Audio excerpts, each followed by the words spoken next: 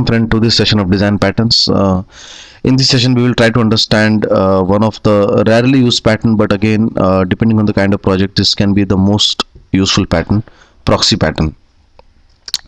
So let's go to the fundamentals, through the fundamentals of it, and also understand the theory aspect of it, and we'll try to map this with a sample, with a real project, So in this same video we will try to go through a sample project and see that how exactly proxy pattern works.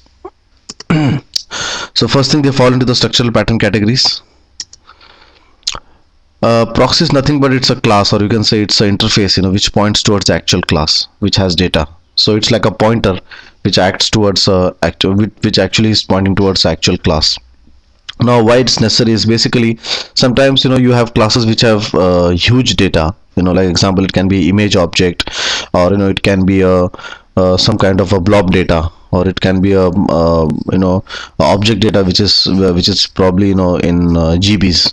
Now, and you want this object to move around a project, or it's possible not even around a project, even across networks. So at that moment, moving the whole object across networks can be very time consuming, and will lead to less efficiency.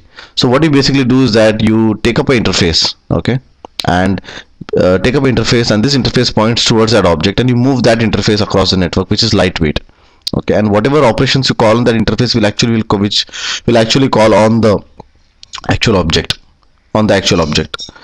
So you can create multiple proxies and point towards a huge memory, and this also will avoid duplication. So sometimes you want that you want to duplicate an object or do something, right?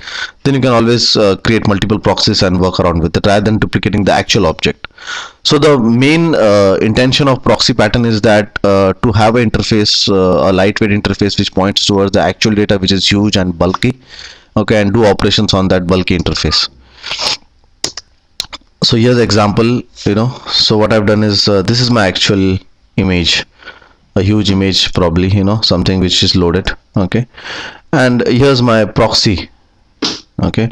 Point to be noted is that the image, the actual class should inherit from the image proxy, image proxy, so that you can use interface to point towards this.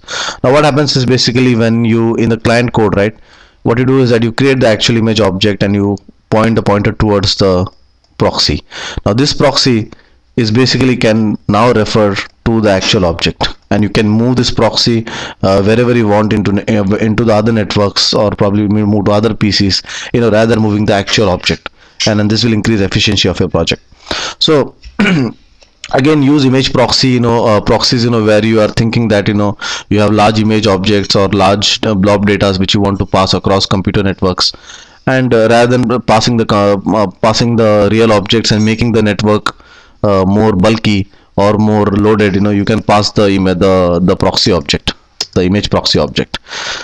I hope that we were able to clear the fundamentals of proxy pattern.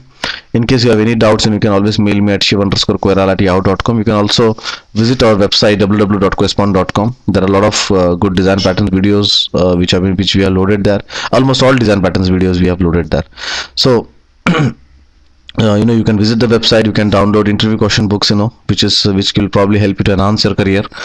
Also we have a free test and free exams in the same site, so feel free to go through the exams and try to experiment the exams. I'm sure that it will definitely help you to increase your technical knowledge. In case you want to buy a complete DVD and videos, and the complete DVD of design patterns, please email us at questpond@questpond.com. We'll definitely reply back to you. We have kept the rates very, very reasonable and considerable, and so we hope that by taking this DVD you will be able to understand design patterns more easily.